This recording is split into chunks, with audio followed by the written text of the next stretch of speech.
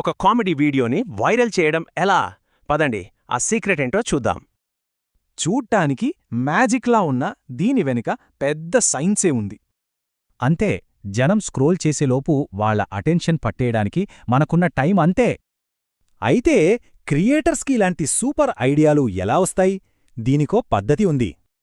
ఒక ఛానల్లో మిగతా వీడియోల కన్నా ఒక వీడియోకి ఎక్కువ వ్యూస్ వస్తే అదే అవుట్లయర్.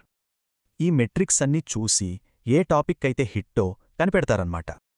అంటే మంచి కామెడీకి బలమైన కథే పునాది అని దీనర్థం. ఈ ఎలిమెంట్స్ అన్నీ కథను బలంగా మార్చి కామెడీని జనానికి కనెక్ట్ చేస్తాయి. ఇప్పుడు క్రియేటర్స్ చేతిలో టెంప్లెట్ ఎడిటర్స్ నుంచి ఆటోమేటెడ్ ఏఐ వరకు బోలెడ్ ఆప్షన్స్ ఉన్నాయి. ఇక్కడ చాయిస్ సింపుల్. మనకు ఫుల్ కంట్రోల్ కావాలా లేక స్పీడ్ ముఖ్యమా? ఏఐ వాడితే వీడియో క్రియేషన్ కేవలం 3 స్టెప్స్. టైమింగ్, ఎఫెక్ట్స్ అన్నీ అదే చూసుకుంటుంది.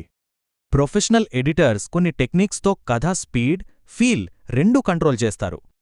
రాస్ హాక్రో లాంటి ఎక్స్పర్ట్స్ ఒక ఎడిట్ ఎందుకు పర్ఫెక్ట్గా అనిపిస్తుందో చెప్పారు. అంటే టెక్నికల్ విషయాలు పక్కన పెట్టి క్రియేటివిటీ ఫ్రీగా ఫ్లో అవ్వాలన్నమాట. ఇది చాలా కామన్ కట్. సీన్ ఒక్కసారిగా ఫాస్ట్గా మారిపోతుంది.